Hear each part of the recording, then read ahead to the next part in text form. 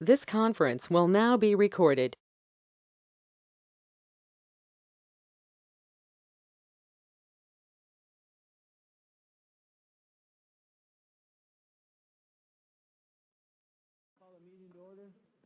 We'll start with the Pledge of Allegiance.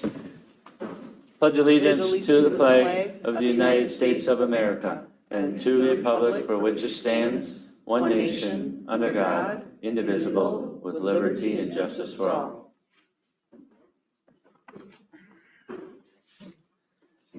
I believe we don't have any amendments, so I just need a approval adoption of the agenda. Turn your mics on. So moved. Second, any further discussions? All in favor? Aye. Opposed? Passes 5-0-0. Review the minutes from October 20th, regular meeting minutes. There is an amendment, we need to add Brian Hogan to the attendees.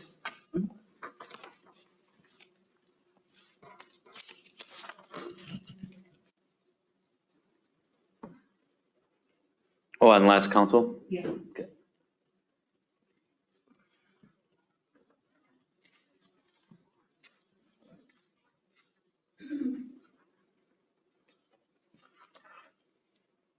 I'll make a motion to approve the October 20th meeting minutes as amended.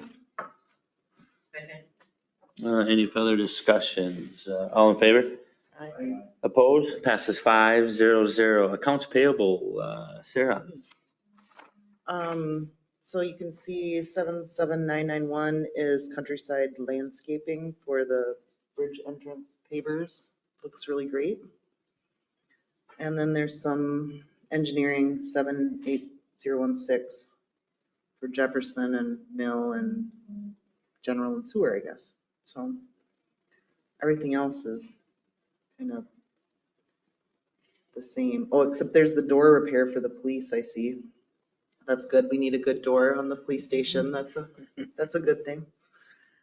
So if no one has any questions, I'll make a motion to approve the accounts payable in the amount of $91,870.70. Any questions for Sarah? All in favor? Opposed? Passes 5-0-0. Thanks, Sarah. Public comments. Individuals may address the city council about any items of concern. Speaker must state their name and limit their remarks to 5 minutes. Public comment. I will close public comments portion and we'll jump down to 7A. Unfinished business. Updated 2023 proposed budget. Kim. I have that budget for you. I have updated it to reflect a reduction in what we had projected for health insurance costs, which brought our projected revenue increase down about 0.46%. The mayor was discussing possibly leaving that in there to actually take that money that we were going to save, put back into seal coat, to put into the seal coat fund. I'm just putting that out there for discussion only, so. I like this. Let it go. And it's, you don't have to decide that until. I know. I'll ask for your direction. Perfect, thank you. Just a discussion item at some point. Perfect. Thanks, Kim. 8A, ordinance 2023 revised parking ordinance. Brian. Yes, we approved the language, and I realized the other day that we never formally approved it in ordinance form. So I called up Matt, and Matt said, yeah, we need to do that. So this is exactly what you approve language-wise, but it is in ordinance form. You know, we already had the public hearing and everything with the length for the language. So it's already been all through that, all scrutinized.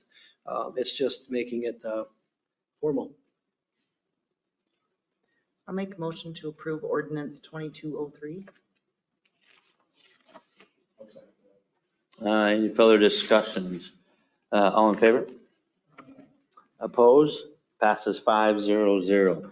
Thanks, Brian. Ordinance 2022-04, regulating possession of cannabinoids and. Yes, the edibles that we've been talking about, things like that. So basically what this is the old tobacco ordinance with all of the THC edibles and all that folded in. I was just talking to Matt, and it's a big document, and there's a lot of additions to it. I was going to ask to set a public hearing tonight, but I think what we'll do tonight is just call this a first reading, and that'll give all of you time to look it over a little bit closer. You've only had it for a couple of days, so really the highlights are, it still had 18 all over it, so of course it's 21 now for tobacco as well, so we changed that. And in there, everything tobacco and edible is referred to as licensed products. Before it said tobacco products, tobacco-related devices, electronic cigarettes, e-delivery. So it's all lumped into licensed products. Let's see, and then we added a section the section that says that notice of legal age needs to be posted prominently in plain view. I think that was an addition. And then I also made the fines the same as the alcohol ordinance. They were quite a bit lower for tobacco for some reason. And in doing some research, they're not usually that way. Usually the alcohol and the tobacco are kind of the same. So those are kind of the highlights, I think, for this meeting or for until the next one meeting for sure. Just review it. Get back to me with any comments. Matt and I will continue to review it. I know Matt's been looking at some other ordinances as well. I took a lot of things from Albert Lee's ordinance actually when I folded it into this one. So let's just leave this as a first reading tonight and then keep looking at it, and then maybe we'll ask for a public hearing to be set. We'll ask for the public hearing to be set for the meeting after the next meeting, once we've had a little bit more time to look at it. Any questions for Brian? Thanks, Brian. 8C, set a public hearing for deploying Motorola WatchGuard squad car and body cams. Chief.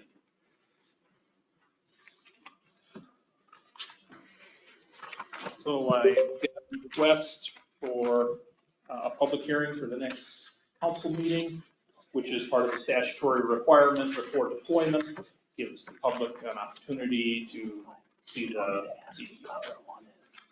policy and our purposes for utilizing it, voice their opinions and so forth. So that is what we're looking at doing. I also noted that policy, it may be subject to some changes. We're going toward Lexipol, which is policy developer, uses a legal team to make sure your policy is always compliant. And so that could be subject to change as they're going through that, and I'll have more on that on my report. But that's what I'm looking for, is to set that meeting. And that's for next council, the 17th at 6:05. Correct. Motion to set a public hearing for the police body camera. Any further discussions? All in favor? Opposed? Passes 5-0-0.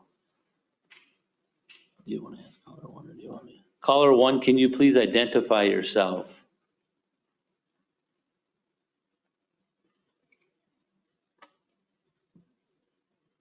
Caller one. This is Kevin Amundsen. Perfect. Thanks, Kevin.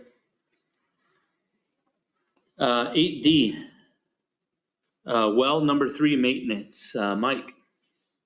Yeah, since my memo states here for well, everybody did, this is well number 3. And we've been doing this quite a while. It's a good maintenance program. We've never, since I've been here, we've never had any problems with our wells. This year, however, we only have one bidder. I sent out 3 bid sheets and I only got one back. Burgess and Caswell has always, since I've been here, have always done the maintenance and have always been low. And they do a really good job. They were the one that bid back then. Right. And so we'll bid the first 3 line items like we usually do for a total of $8,600. And then the rest of those line items for repairs that are listed, they'll come back for your final approval on the rest of the repairs. Perfect. So just need approval to accept that bid. I'll make a motion to approve the Bergerson Castle bid of $8,600 for the well maintenance, Number 3. number 3. Perfect. Any further discussions? All in favor? Opposed? Passes 5-0-0. Thanks, Mike. 8E, set general election canvassing date and time. Brian? Yes, yeah, I was gonna ask you to set the date for canvassing the election, but we can do it during the council meeting on the 17th. It fits within the time frame. We have to do it somewhere between the 11th and the 18th. So we might as well just do it right in the regular council meeting. So disregard that item. We'll just do it then. Perfect. Thanks, Brian. 8F, set a work session to review preliminary capital investment improvement planning. A couple of dates that kind of work for city staff and Ellers is on the 29th of November or the 30th. Probably going to be 2 hours, Kim. Is that what we kind of figured? Because there's a lot of information there. So any of them 2 dates on the Tuesday, Wednesday, Which days? the 29th or the 30th of November. Oh, either day's fine. Is there a time preference? I mean, 4 to 6, 5 to 7? I mean, what works better? Sure. That work for Tina and Sarah? I better make sure. Yeah, so we'll do the 29th from 4 to 6 for that work session on the capital investment improvement planning. Either motion. So I need a motion for that. Thanks, Kim. Any further discussions? November 29th, 4 to 6. All in favor? Opposed? Passes 5-0-0. 8G, office closures. I'll have Kim take this one. We began our training for our new software this week, and the training's pretty intensive. We've had Mike and Brian up at the front desk because we need to be away for the Zoom meetings.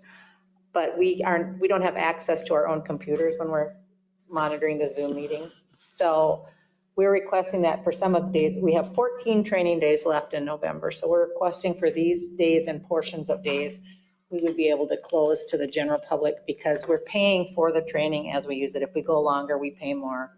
And we have to be at our desks to do the training.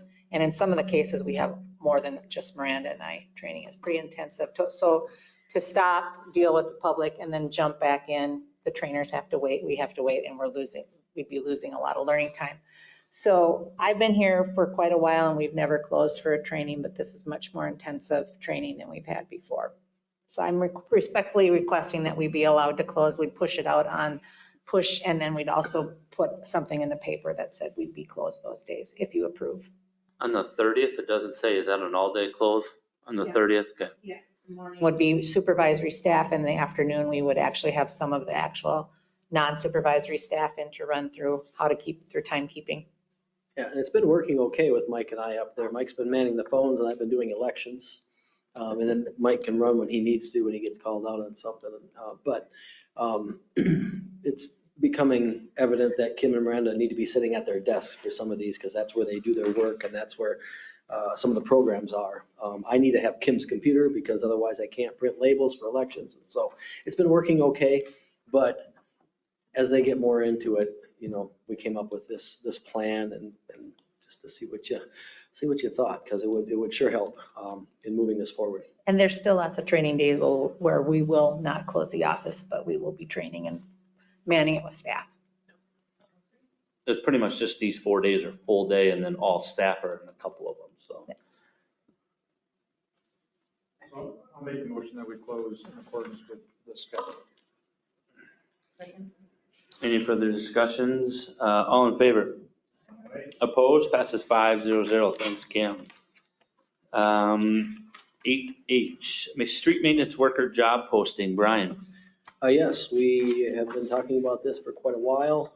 Got the job description written up. It's the same job description as we've had for street maintenance worker. We talked extensively with Mike and Kim and Larry on this and decided to keep the job description the same as it was. I formalized it and put some other required things in there. But we would like to get that posted. Now, we understand that this is part of the final budget approval, so, no hires until after the first of the year, of course. But we'd like to get it posted, maybe get some interviews set for right away at the beginning of the year. It would be a focus on the parks, city hall, library around here. But we didn't write it in there that way because they're truly, we want the flexibility to do everything to the rest of the street. It's another person to help out in that capacity. So there'll be a sign probably up this way for that type of thing. But we wanted the same job description as it was before. And it's in the budget, the proposed budget, which is not fully approved yet, but it is in the, there with a lower levy amount too. So anyway, just looking for okay to get that posted. So remind me of the timeline. So like once you post it, it's out for a couple weeks and then you're gonna review applications for a couple weeks and then you get it interview set for a couple weeks and by that time it's January. By that time it's January and we want to get them in here in the winter. They can help out plowing, we want a CDL, but they can work into that. So if we hire someone without a CDL, they've got, they can drive the pickup or the side-by-side or something like that, help out. And they can be being trained at the shop. There's a lot of maintenance things out there at the plant, all that stuff. That way they can really hit the ground running in the spring. So we think it's a good time to start them. How long does it take to get a CDL? Mike? Like that's done. That's been standard to give them the 6 months to get it. Oh, yeah. We've that was the last hire. I think he ran into scheduling problems with the COVID. We can work with them on that too a little bit, but that's the preferred 6 months. Yeah, I'll go ahead and make a motion to get the posting started and out. Second. Any further discussions? All in favor? Opposed? Passes 5-0-0. Thanks, Brian and Mike. 8I, delinquent bills to certified to 2022 taxes. Here's your standard every year, everything that at this time of year that's 90 days or older. I prepare a list for you. It comes before you with the intent that I send the letters out to the property owners and the landlords if they're have tenants that are delinquent. And if they pay by the 30th, they do not get certified to taxes for the next year. If they do not pay by the 30th, they go on the tax rolls for next year. Because delinquent utility bills follow property. They don't follow resident. That's the way Minnesota runs it. So I'm just asking that you approve this list as is with the knowledge that it will change. We usually don't certify that many. It usually cleans up pretty quickly. But if we don't list everyone right now, then we don't have the ability to collect. I'll make a motion to approve the delinquent bills to be certified to 2022 taxes as written. Any further discussions? All in favor? Opposed? Passes 5-0-0. Thanks, Kim. Reports, Brian. It's election time, so we're going to be spending some time tomorrow getting all set up, so that's ready to go for next week. Since there's no more meetings in here till then, we've got move tables around, get some lights put out, working on lighting out there. It's a little bit dark out there, so we're going to try some different bulbs. We had a lighting contractor in here today to try some different LED inserts and didn't really work. So we're going to try some different bulbs to brighten it up out there. That was one of the complaints we had last time. A little bit dark out there, so we'll work on that. Quite a few early voters doing 10 or 15 a day right now. And we'll be open Saturday from 10 to 3 for voting as well. So that's going really well. That's it for me. Perfect. Thanks, Brian. Chief? Just one thing to note, in regards to Lexipol, they had requested that we get started with the process in December so that it's ready to go in January. They said it wouldn't cost anything additional. They just needed agreement that we allow them to go ahead and do that. But then that would get them the ball rolling because they're going to review our current policy and then they're going to also go through what I'm kind of requesting to kind of assemble something so we have a product that's going to be available, and it does take quite some time. So they just asked if it was possible to get the ball rolling in December. There's an agreement that they asked me to sign before we would go ahead and allow them to do that. And again, they stressed that it wouldn't cost anymore. So that's where I'm kind of at. I don't know if that requires any type of blessing, whatnot. I wouldn't So, think so, that's I administrative. know it's Right. budgeted. Yep, I've- Only once the policy's written, right? But Yeah. we have the budget on that, I believe I included it in the 2023 budget. I hope so. Yeah, I think it was in there. I think we talked about it quite a bit. I think you and, yeah, so double check that that's in there. Should be in there. And that's and remember the explanation, the policy review, which is very important. If you run into Absolutely. something, the first thing to look at is your policies. And yeah, so I talked to Pat, or Pat talked to me, and I think that would be fine to get going on it, assuming it's in the budget. If it's not, we're gonna fit it in there somewhere within the I thought it police was budget. under some of the benefit stuff that you were Yeah. looking into, because I remember asking you I'm specifically. sorry, is that the specific service with that lady? Nope, Not that one? This is the, okay. this is policy review, but, Okay. so I had given the preliminary go-ahead that, yeah, let's get going on that. Yeah, and with the body worn camera stuff, that's a huge policy. And I'm certainly not a lawyer. I don't think our city attorney would be too interested in taking the time to go through all of our policy to make sure it's all up to date. These people specialize in law enforcement policy development. They keep up on it. They're the one, and it changes all the time. Every year I get 2, 3, 4 changes from the state. And it's something that they in turn keep track of. And they make sure that it stands the legal measures that's needed. This is a very popular program. I don't believe there's too many out there like it. All 87 counties are part of Lexipol, and more than 50% of the state or cities utilize Lexipol. So it takes the guesswork out of trying to do that and trying to decipher. I personally want them to work with us to simplify our policy and not overcomplicate it. Don't make it 30 pages long if it can be only 1 or 2 pages. And the other thing is, there's a process of that policy. The officers will end up going through it throughout the year because of the programming that they have, so that they'll highlight a policy and give you a little knowledge review to make sure that, they're competent on the policy. So pretty worthwhile. And I think that they really came down on, because it's not cheap, but they really came down on the pricing on this for us, and they would really like our service. So I think this is a good opportunity to get started. So is that something that you're pulling Sergeant Pasquale into? So he came with some policy Not work necessarily. I with think them? at this point, this actually Officer or Sergeant Wallerick assisted me in some of the policy stuff that I already had, just to make sure, because you have to have policy. And, I got to go through it and try to figure out what's old and what's new. And,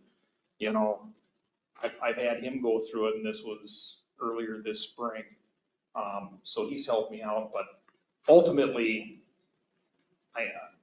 my understanding is that they go through it with me as to, what do you want? Well, I want to see some of their model policies on certain things. Keep it simple. That's kind of a standard I like to live by. And I don't want officers to get caught up in something they don't understand. So. What was the price tag on that, Chief, roughly? I don't remember. Was it around 5K, something like that? Yeah, it was way less than we thought it was gonna be, Yeah. but I don't remember the exact number. Perfect. That's all. Sounds good. Thanks, Chief. Matt, Nothing. James, Kim, Nothing tonight. Mike? I have nothing. Sarah? Good. Tina? If those guys are gonna say something, we gotta give them a mic. Bob? Okay. Oh, they're out. So they can have mine. Nothing tonight. Had the Zumbrota area ambulance meeting, and they did have 2 new people they put on staff in probationary status, so the staff is sustained and they're doing a great job. That's all. Anything else? Thanks, Dirk. Meeting adjourned.